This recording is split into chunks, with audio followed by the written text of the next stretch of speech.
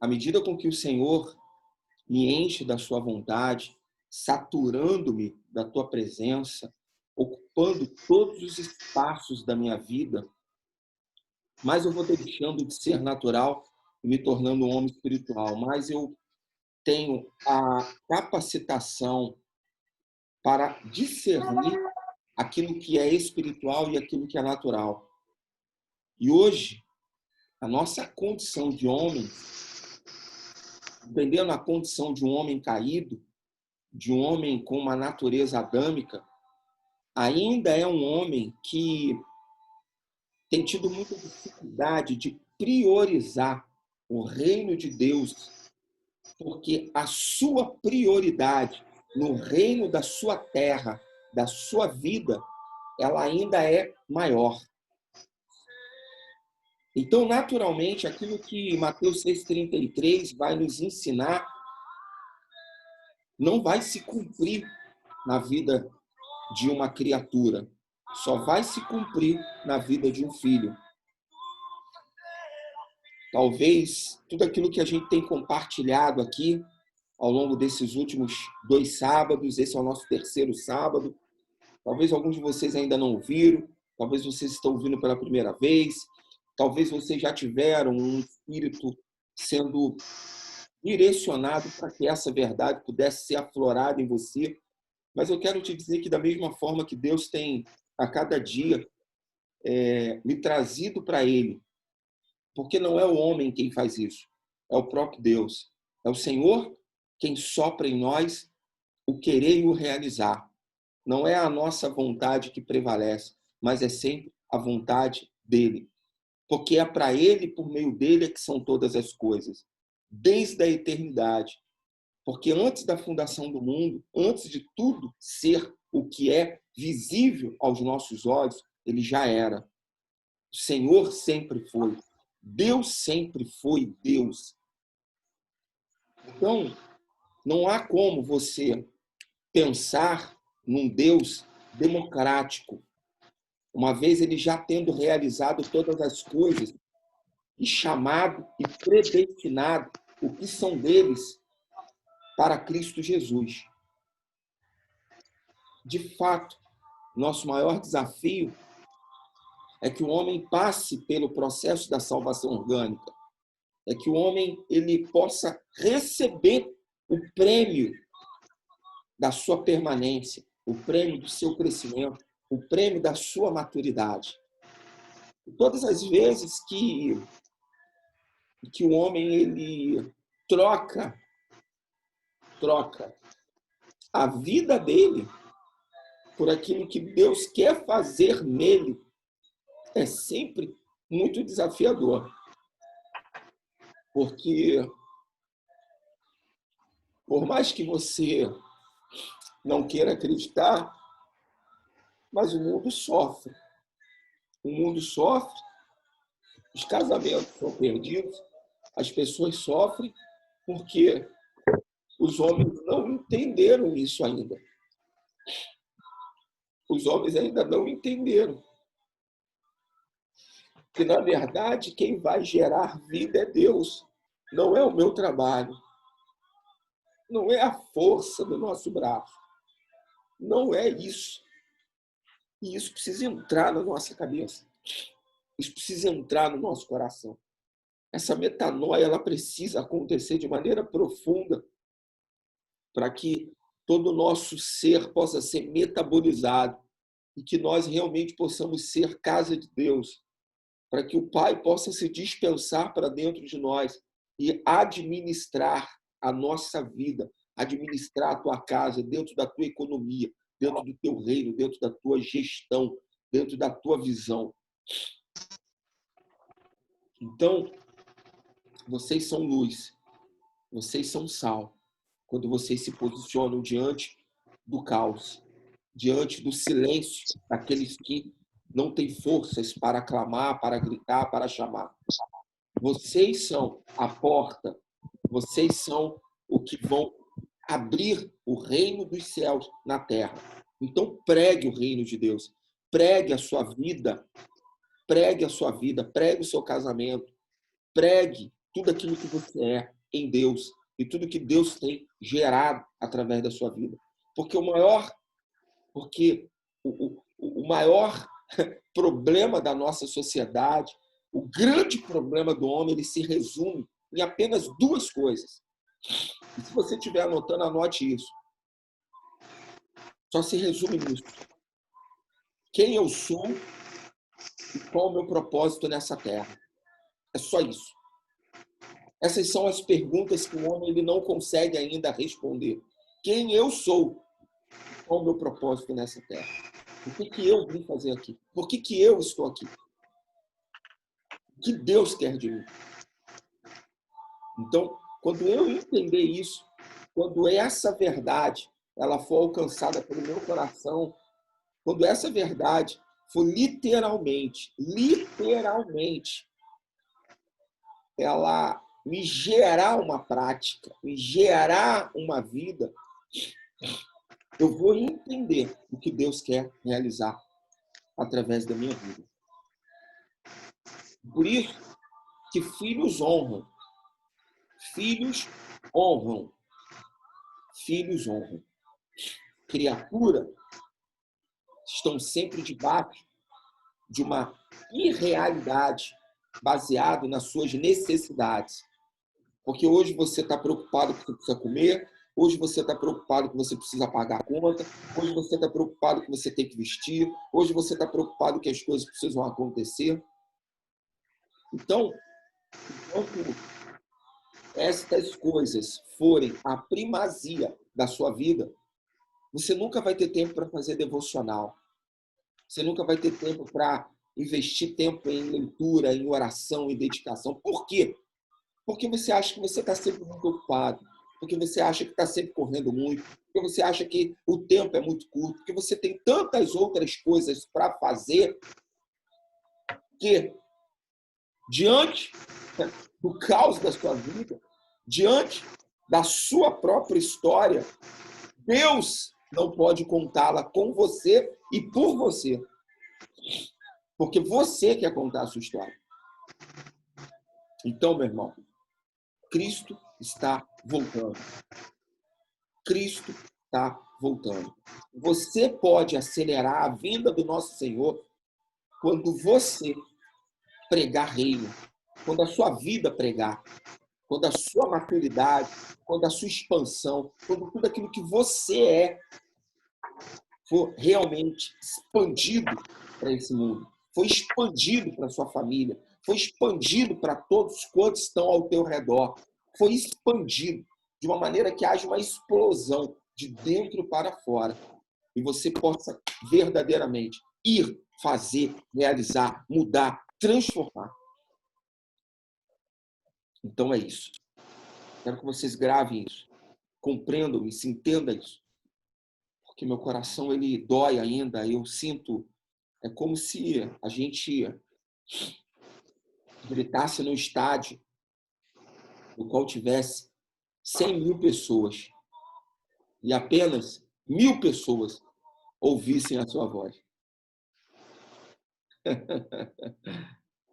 Porque é assim que Deus faz. Muitos são chamados, mas poucos são escolhidos. E no grande dia da tribulação, esse dia fará muito mais vencedores do que em toda a história da igreja, toda a história humana na Terra. Sabe, os 1000 anos, a gente precisa fazer um estudo sobre Apocalipse. Quando a gente estudar Apocalipse, você vai entender a revelação de Cristo nessa terra. E você vai entender a revelação de Deus na vida do homem. Escuta o que eu estou falando para você. Essa vida ela não termina aqui. Ela não vai terminar aqui. Aqui é temporal. Deus quer dispensar para você tudo que ele tem nessa terra, para que seja cumprido o propósito dele. Porque a tua prosperidade está no propósito, está em quem você é. Não na força, não no teu trabalho. A minha prosperidade não está em vender carne. Eu não sou um bom vendedor. Eu não sou. A minha prosperidade ela está exatamente em saber quem eu sou diante do meu Pai.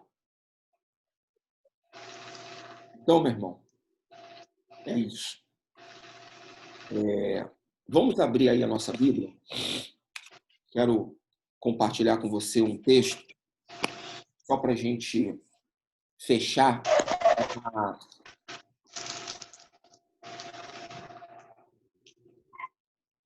1 Coríntios, capítulo 1, versículo 30.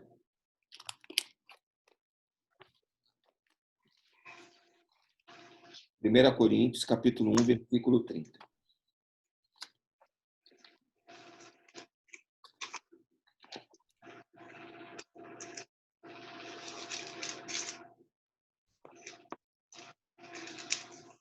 Primeira Coríntios, o quê, Pedro? Capítulo 1, versículo 30.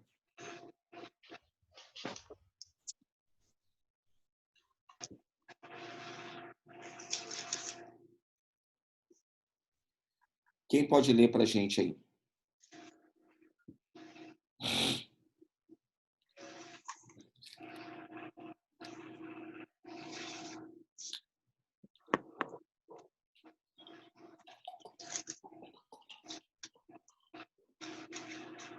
Posso ler na minha versão aqui, Vitor. Tem uma NVI aí, uma Almeida corrigida? Porque aquela versão na linguagem de hoje, ela não vai clarificar o texto que eu quero. A minha Almeida. Pode ser Almeida. Vou falar. Pode ir. Mas vós sois dele em Jesus Cristo, o qual para nós foi feito por Deus sabedoria e justiça e santificação e redenção. Lê de novo, Léo, desculpa, leia novamente devagar. Mas vós sois dele em Jesus Cristo, o qual para nós foi feito por Deus sabedoria e justiça e santificação e redenção. Versículo 31 está dizendo o quê? Para que, como está escrito, aquele que se glorie-se no Senhor. Ok. Vou desativar o som de vocês aqui rapidamente. E depois vocês, assim que vocês quiserem falar, minto, eu ativei novamente. Desative vocês aí o som. Desative o microfone se tiver algum ruído, porque está tendo ruído aqui. Se vocês quiserem falar, vocês marquem aí.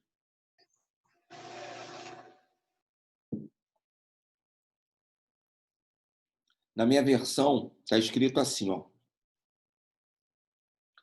Mas, por ele, vós estáis em Cristo Jesus.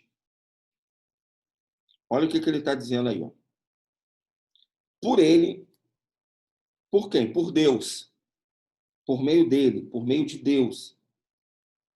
Nós estamos em Cristo Jesus, o qual se tornou para nós, da parte de Deus. Então, Jesus se tornou para nós, por parte de Deus, sabedoria, justiça, santificação e redenção. 4 elementos. Anote isso, para que você possa ler sobre isso. Eu vou ler alguns textos aqui com você. Então, nós, os crentes, como a nova criação, somos e temos em Cristo e da parte de Deus e não da de nós mesmos. Vou ler de novo.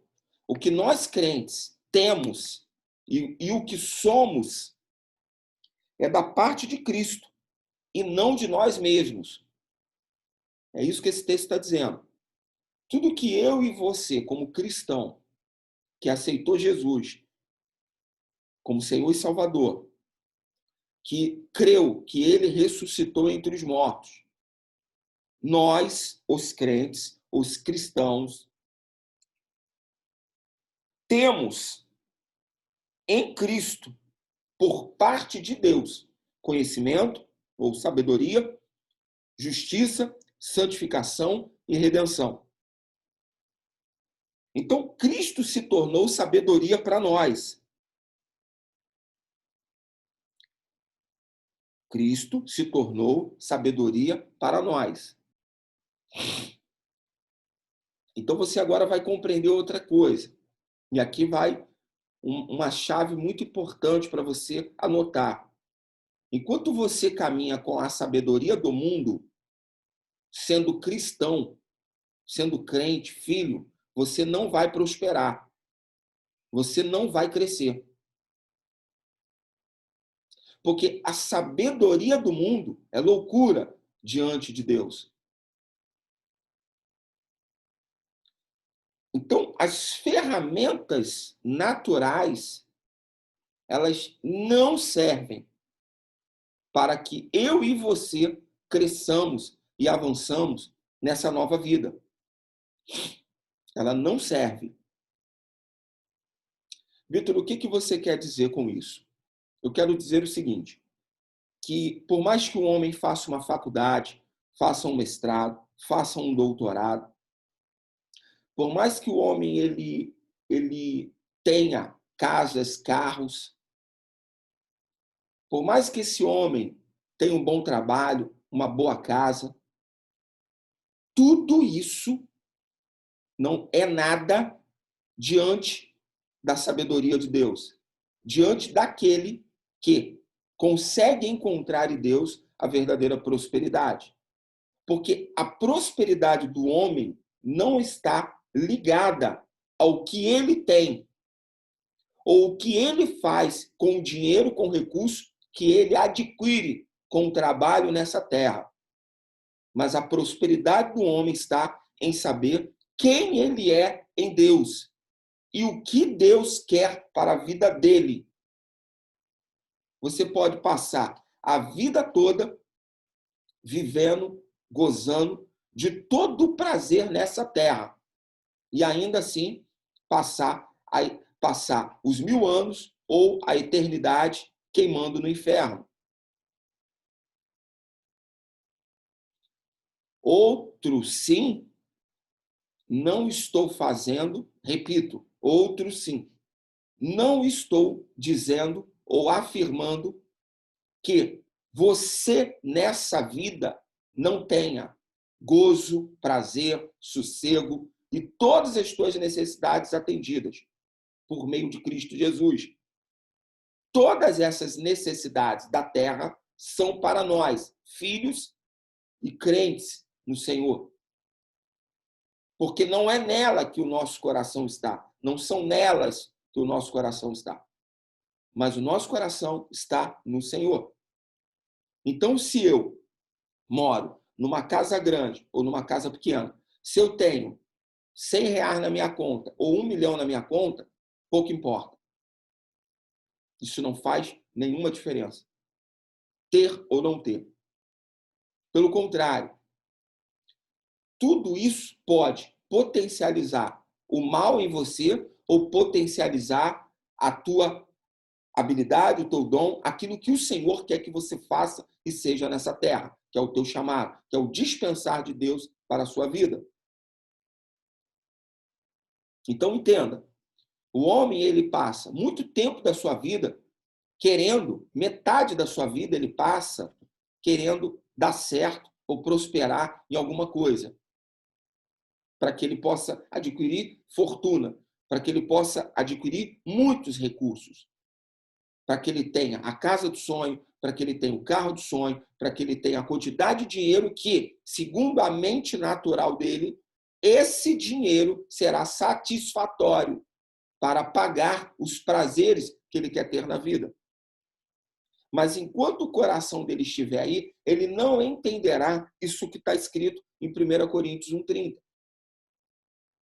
Porque nós, os crentes, como nova criação, como novo homem, como uma nova pessoa, somos e temos em Cristo. Porque ele é da parte de Deus.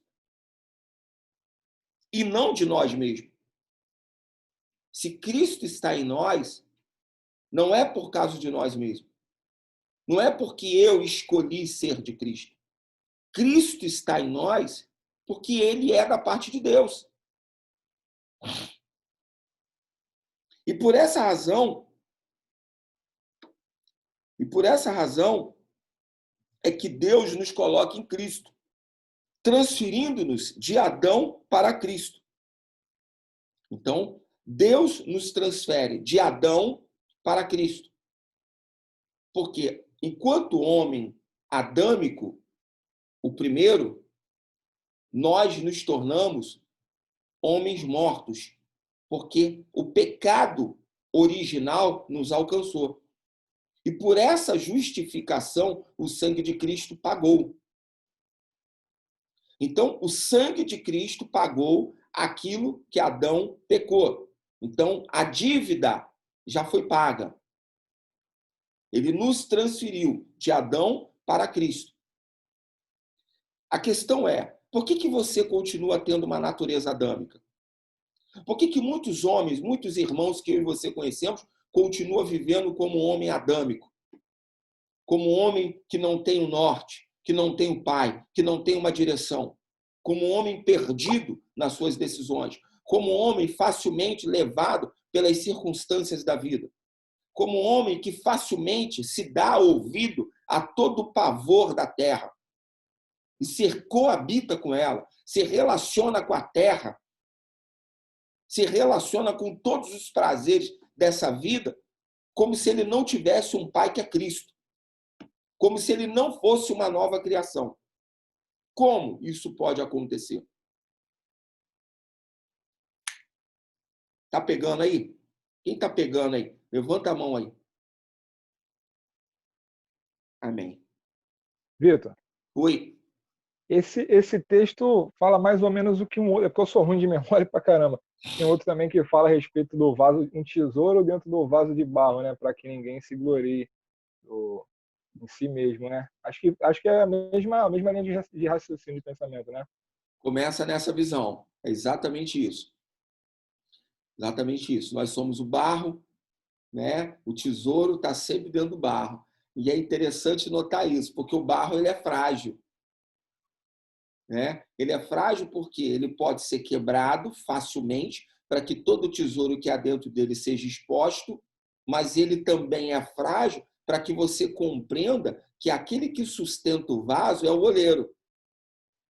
Então, ele vai moldar esse vaso conforme a sua vontade. E é necessário que o vaso se quebre, seja construído um novo vaso, se quebre de novo, seja construído um novo vaso, porque é criação perfeita de Deus e não do homem, para que ele não se glorie. Esse vaso vai sendo moldado conforme a vontade de Deus constantemente. Conforme a vontade de Deus. Mas o que um oleiro faz quando o vaso ele não está conforme a sua vontade? Ele molda. Não é isso ainda que eu quero. O que ele faz? Quebra. Desfaz. E começa uma nova criação. É isso aí. É hora da nossa dor, né? Quando a gente está sendo quebrado. Então, se nós entendemos isso, por que os crentes andam aflitos? Por que os crentes andam feito loucos, feito meninos, correndo das aflições, reclamando das dores, cheio de mimimi, cheio de não me toque, não me rele, cheio de ego, cheio de altivez, cheio de vontade própria? Fala aí, como é que esses crentes andam assim? Cheio de que eu sou, eu posso, eu quero. Filho mimado, né? Então tem que ser quebrado. O vaso tem que ser quebrado. Porque é esse vaso quebrado que vai apresentar o tesouro que há dentro dele. Então Cristo se tornou sabedoria para nós. Anota isso. 3 coisas que esse versículo ele vai trazer para a sua vida. Primeiro, entender as 3 coisas vitais para a sua salvação. Você precisa entender isso. Anote isso aí. 3 coisas vitais para a sua salvação. Essas 3 coisas vitais para a sua salvação, primeira é justiça. Então, Cristo justificou o nosso corpo. O sangue de Cristo nos trouxe justificação do nosso pecado. Abra aí, Romanos 5,18. Quem pode ler aí? Rapidão, vamos lá. Nós temos 20 minutos para terminar aqui. Romanos 5,18.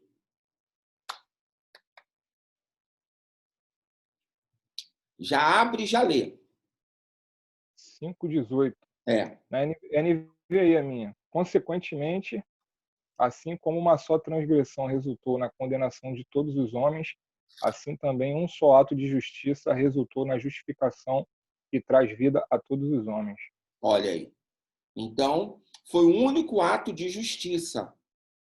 Ok? Portanto, como por uma só ofensa veio a condenação para todos os homens, assim também, por um só ato, veio a justificação de vida para todos os homens.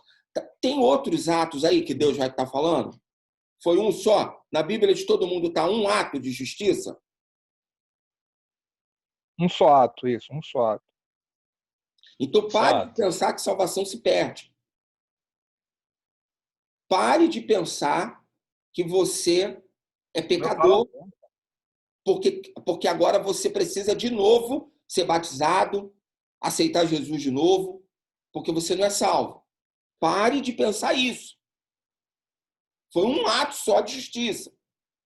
Justificou. Um ato. Olha o que a Bíblia diz.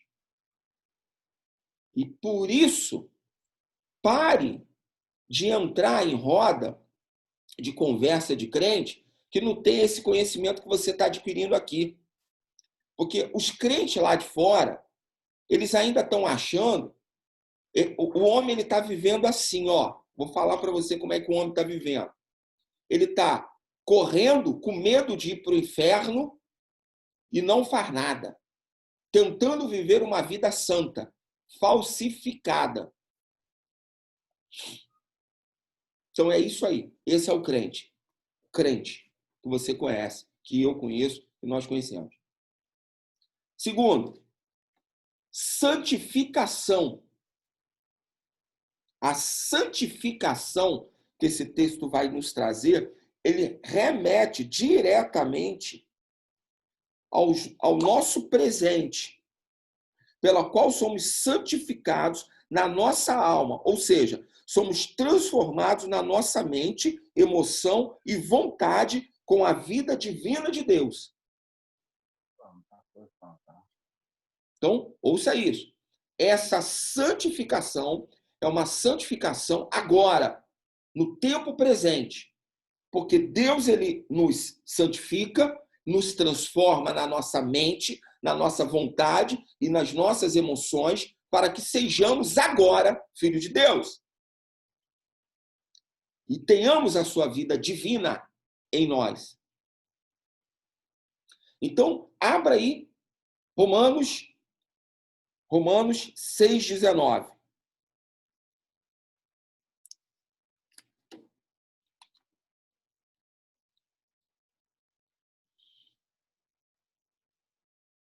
Já abre e já lê. Falo como homem, por causa da fraqueza da vossa carne, assim como oferecestes os vossos membros para a escravidão da impureza e da maldade, para a maldade. Assim oferecerei agora os vossos membros para servir à justiça para a santificação. Ó, olha aí o que ele leu. Leia de novo, Márcio, mais uma vez devagar para a gente aí, vai. Falo como homem, por causa da fraqueza da vossa carne, assim como oferecestes os vossos membros para a escravidão da impureza. Sim, assim como apresentaste. Na minha Bíblia está apresentaste. Na sua está como oferecer, né? Isso. É isso aí. A minha está como apresentar. Pode falar, pode continuar. Ofereceste os vossos membros para a escravidão da impureza e da maldade para a maldade.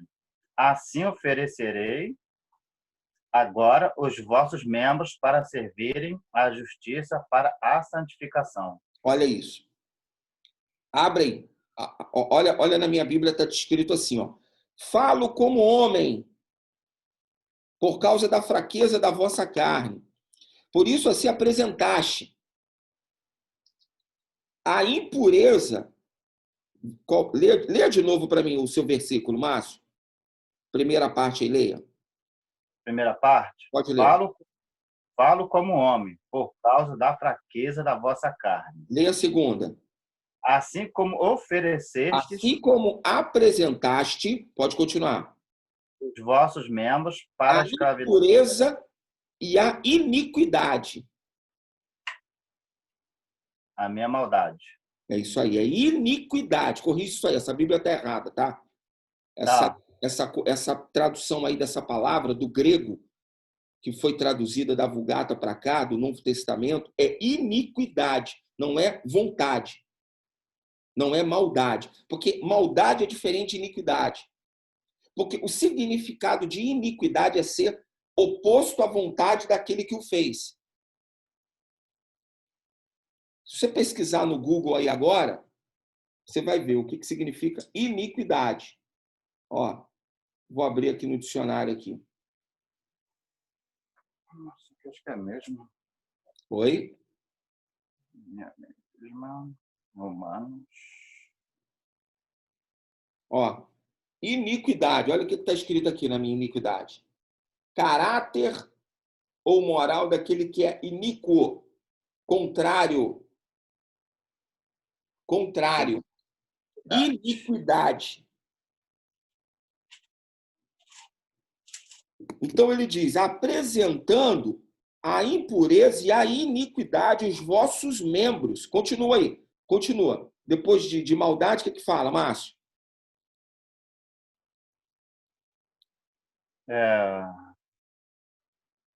Oferecemos para a escravidão e impureza da maldade, para a maldade. Escravidão, assim, ó, apresentar a iniquidade os vossos membros como escravos. Isso, escravidão da impureza. Para a maldade, não é?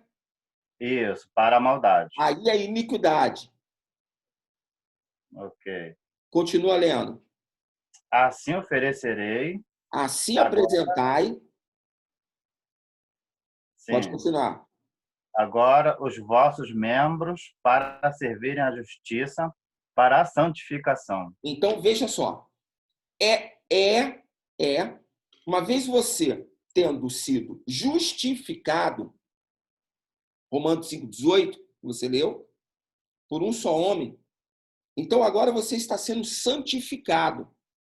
O processo da santificação, o processo da salvação orgânica, como eu chamo, como eu aprendi e gosto de trabalhar nessa linguagem, não processo de santificação, mas sim salvação orgânica.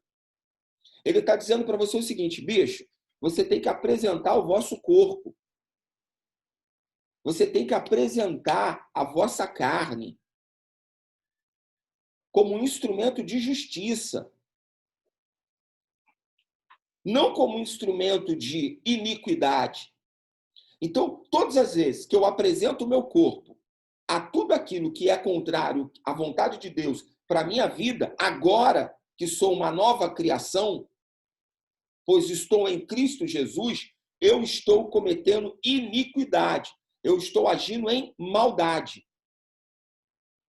Ó, pega essa chave. Isso aqui vai mudar a tua história. Agora você vai entender. Agora você vai entender. Por que muitos crentes não avançam e prosperam? Porque qual é o oposto disso?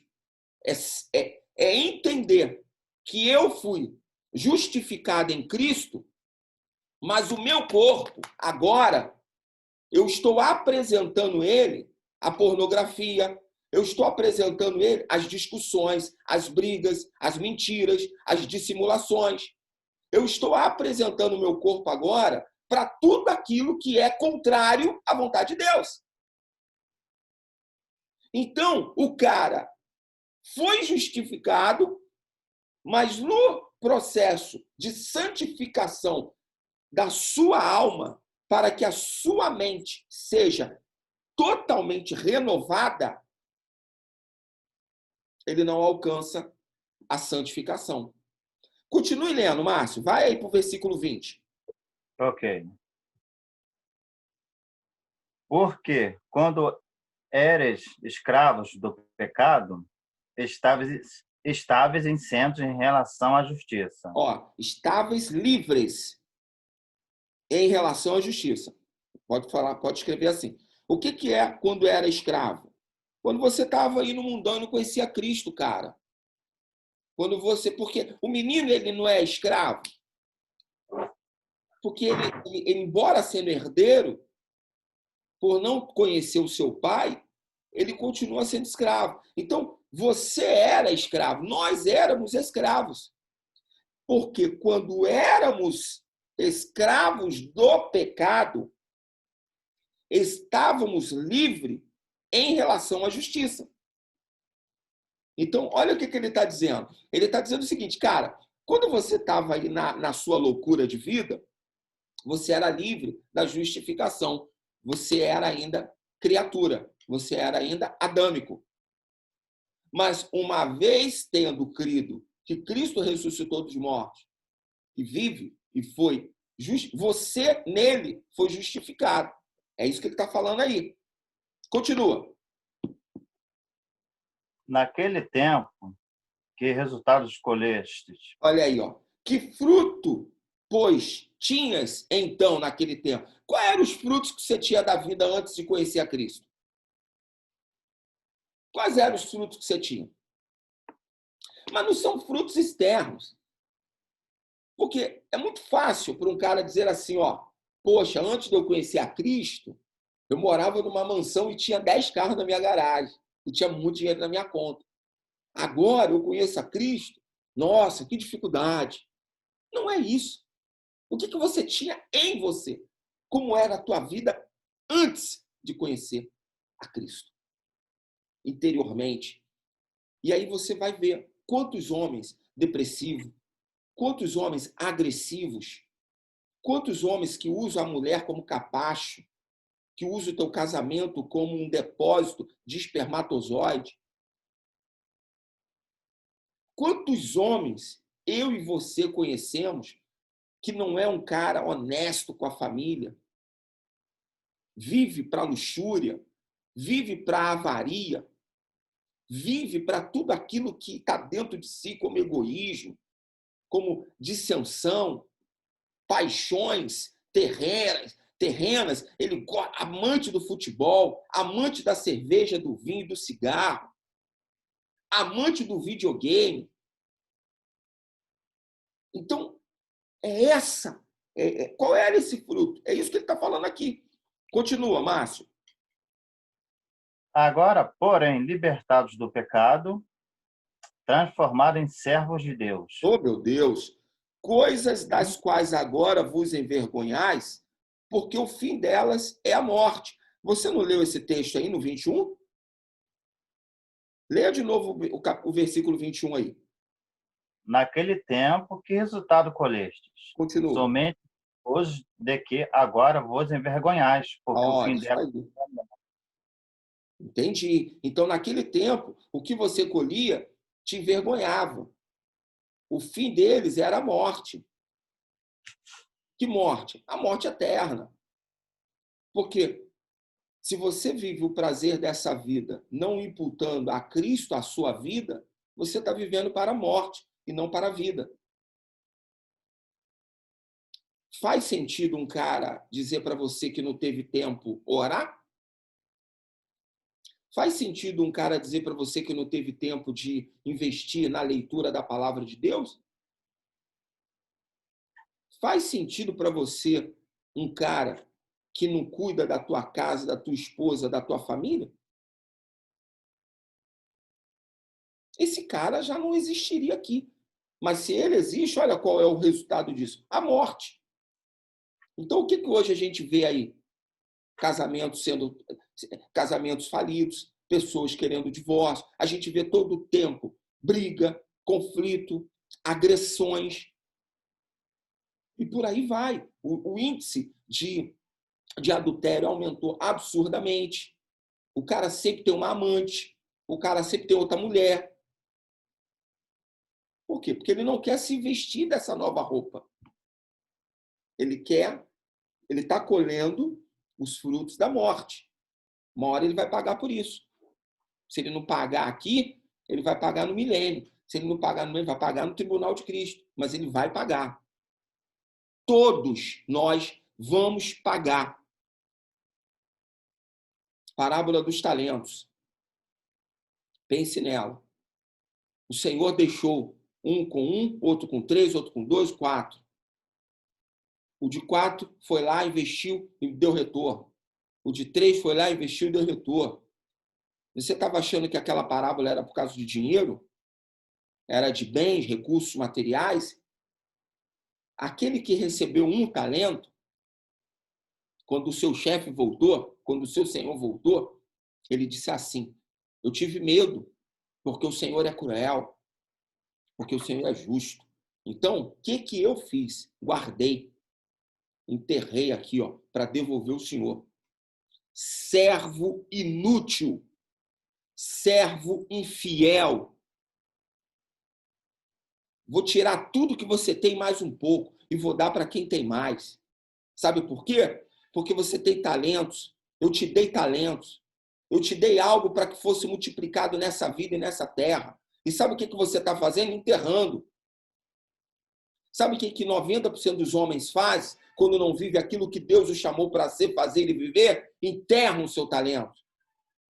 Não são bons maridos, não são bons chefes de família, não são bons pais, não fazem a vontade de Deus nessa vida, tem talento, tem habilidade, mas tem medo, vive debaixo de um espírito de medo, de incredulidade, de dúvida, de insegurança. E aí esse espírito vai corroendo, vai matando. Quando chegar no grande dia, o Senhor vai dizer assim, me dá aqui, tudo que você tem. E aí ele vai dizer assim, mas pai, mas Senhor, aqui a esposa que tu me deste, eu não fiz nada demais, eu tinha uma vidinha direitinha, eu era um crente que ia para a igreja terça, quinta, domingo de manhã, domingo à noite. Toma, me dá tudo, que eu vou tirar tudo que você tem e vou dar para quem tem mais. Inútil. É isso. Continua aí. Vai para o 22. Agora, porém, libertados do pecado, transformados em servos de Deus, tendes o vosso fruto para a santificação e, por fim, a vida eterna. Olha aí. Olha ela aí. Aí, ó. Então, o fruto da sua dedicação, da sua santificação, vai te gerar a vida eterna. Esse é o galardão. Essa é a coroa da vida. Esses são os vencedores, que odiaram o mundo, mas amaram a Deus acima de todas as coisas. Esses pegaram, se libertaram de todo o pecado. Agora, porém, tendo sido libertos do pecado e tendo-vos tornado escravos de Deus. Na minha Bíblia está assim, escravos de Deus. Tendes o vosso fruto para a santificação. Alguém está falando em livre-arbítrio aqui? Alguém está falando que servir a Deus é por escolha? Alguém está falando aqui que eu faço o que eu quero? Eu me torno escravo de Deus quando sou justificado em Cristo. Porque estes frutos serão, por fim, me levarão à santificação, à santidade e, por fim, à vida eterna. Então, agora fica claro mais uma vez que você e eu, nós não temos livre-arbítrio. Que livre-arbítrio é para os fracos. É para os não crentes. Você não tem outra escolha. Vitor, mas por que os nossos irmãos sempre estão escolhendo entre fazer ou não fazer? Não, é diferente. É diferente, de repente, o irmão não está aqui na reunião por não ter podido. É diferente um cara não estar aqui porque ele realmente não quer crescer, porque ele já se acha autossuficiente, capaz para ter tudo aquilo que ele precisa. Mas o Senhor é quem examina o coração de cada um e vê a intenção dele e dá segundo essa paga. E paga segundo essa intenção. Então, de Deus não se deixa zombar. Não há nada que o homem na terra não semeie que ele não colha. Não há nada que o homem lance por meio das suas orações e intercessões que não seja respondido, que não seja levado para o céu. Tudo é levado para o céu, ou tudo fica na terra, ou tudo fica em meio àquilo que você tem vivido. As suas palavras, elas vão te gerar vida ou morte. Não porque você é poderoso em si, mas é porque há um princípio divino em você que faz você operar dentro de um organismo vivo, que é o reino de Deus, que é o reino da terra. Porque ou você está caminhando na direção do reino de Deus, ou você já está no reino de Satanás. Porque esse mundo tem um reino. E todo reino deste mundo tem o seu rei. E o rei desse mundo é Satanás. Porque você não tem outra escolha. Ou você faz a vontade de Deus, ou você faz a vontade do diabo. Ou você é de Deus, ou você é do diabo. Não tem meio termo. E isso eu estou falando para crentes e não crentes, tá? Porque tem um monte de crente do diabo. É um monte de crente que é do diabo mesmo. Porque ama o mundo, ama as coisas desse mundo, ama essa relação com esse mundo, mais do que as relações, as coisas de Deus e com Deus. Então é isso. Né? Aqui não é uma coisa genérica, não é uma coisa específica, é geral. Né? Por isso que a gente sempre fala, e eu vou repetir, no grande dia da tribulação haverá muito mais vencedores do que a igreja vai produzir muito mais vencedores do que agora. Porque quando chegar o dia em que ou o cara, ou ele caminha com Cristo, ou aceita Deus, ou aceita Jesus, ou vai ter a cabeça decapitada, quando esse dia chegar, você vai ver quantos vencedores vão ter. Ele vai dizer, não, eu quero ter a cabeça decapitada. Corta aí que eu não vou negar Jesus, não. Eu não quero essa marca da besta, eu não quero servir ao diabo, não. Vamos embora. Vitor, mas e agora? E agora, como é que eu vivo? Agora a gente passa por esse processo de santificação. E o terceiro e último, para a gente fechar, chama-se redenção. A redenção. O que é a redenção? A redenção, ela é uma redenção para o nosso futuro. Isto é, a redenção do nosso corpo, pela qual seremos transfigurados no corpo com a sua vida divina, para termos a sua gloriosa semelhança. Então, olha o que vai acontecer. O nosso corpo, esse corpo, ele vai ser glorificado, assim como o corpo de Cristo foi quando ele ressuscitou dos mortos e subiu aos céus. Aquele corpo que os apóstolos viram subir nas nuvens foi um corpo glorificado. Aquele corpo em que andou durante mais de 40 dias por Jerusalém, por Samaria, ele atravessava portas, ele atravessava paredes. Era um corpo glorificado. Esse é o mesmo corpo que nós teremos. Esse é o mesmo corpo que nós teremos. Abra aí em Romanos 8, 23.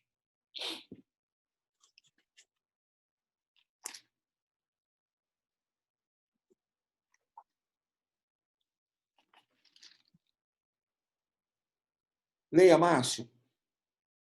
E não somente ela, mas também nós, que temos as primícias do Espírito.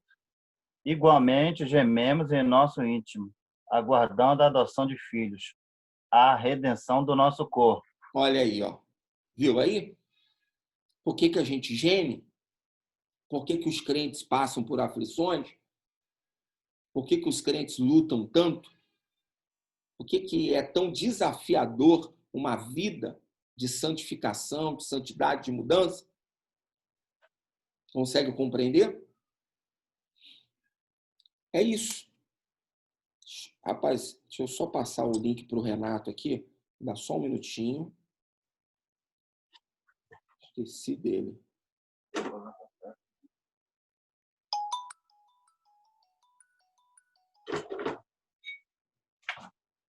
Peraí. Pessoal, quem está pegando até aqui? Fala aí, gente. Mas tá ótimo, tá bom.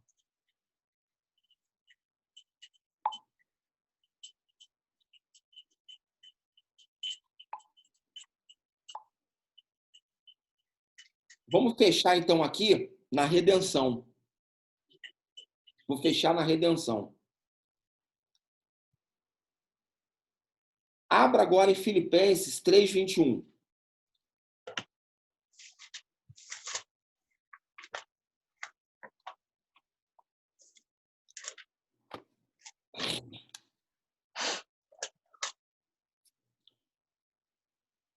Renatão, já vou te aceitar. Eu só estou terminando um bate-bola com essa galera, mas eu vou te colocar aqui dentro da sala e eu já vou passar a bola para ti. Peraí.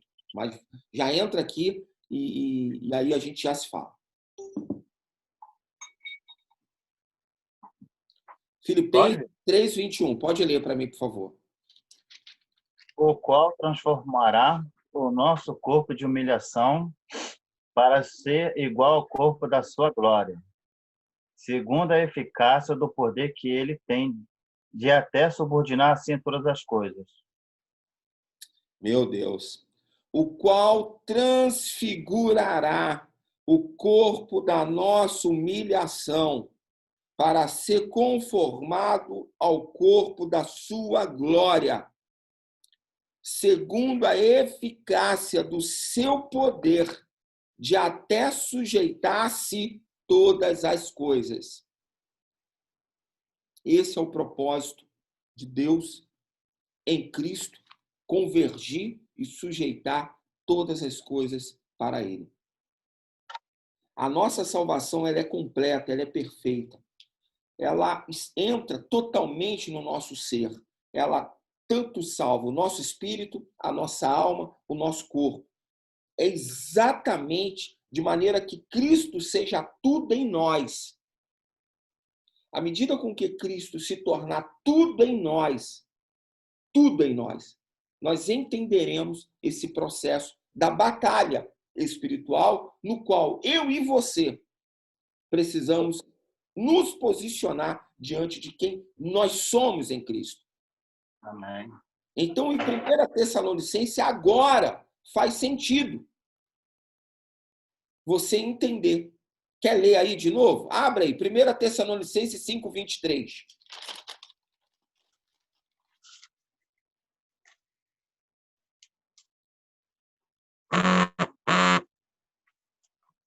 Primeira Tessalonicenses 5:23. O que está dizendo aí?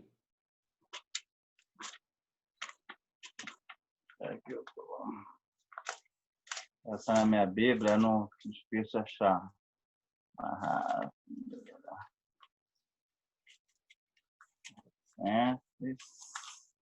5:23. 5:23. É.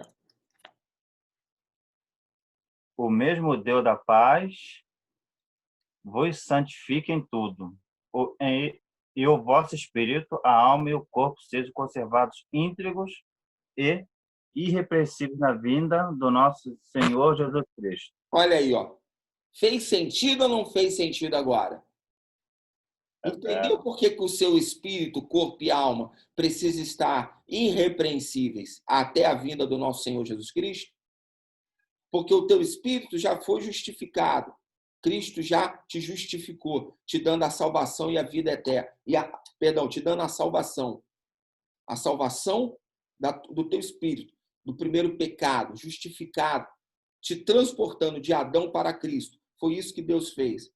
A tua alma, que é essa alma perene, que é o centro da vontade dela, a tua mente, ela manifesta por meio da sua mente a vontade que para a tua vontade e para as tuas emoções.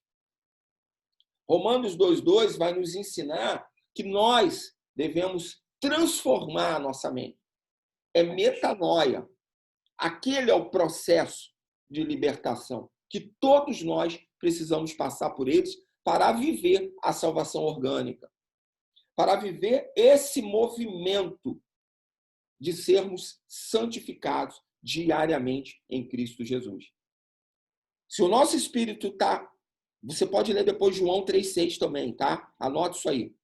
Regeneração do nosso espírito. Nosso espírito ele foi regenerado. Fomos transportados para Cristo. Agora, a nossa alma ela precisa ser transformada. Romanos 12:2.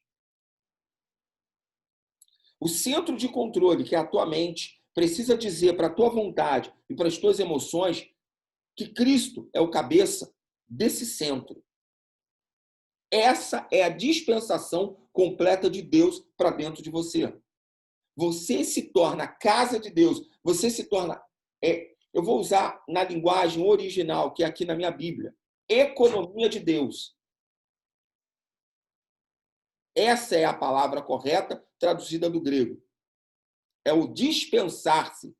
Não numa questão temporal, mas numa questão objetiva. É literalmente o Senhor partir para dentro de você. Ele se reduziu para caber aqui dentro da gente, para que nós pudéssemos, por ele, ser totalmente saturados. E quando nós somos saturados por Deus, quando nós somos totalmente cheios de Deus, cheios de dentro para fora, nós deixamos de ser homens fakes. Nós deixamos de ser homens mentiras para a sociedade. Nós deixamos de ser homens mais ou menos para a nossa família e para a nossa casa. Então, entenda isso. Essa dispensação, esse lançar-se para dentro de você, esse passa pelo processo da metanoia.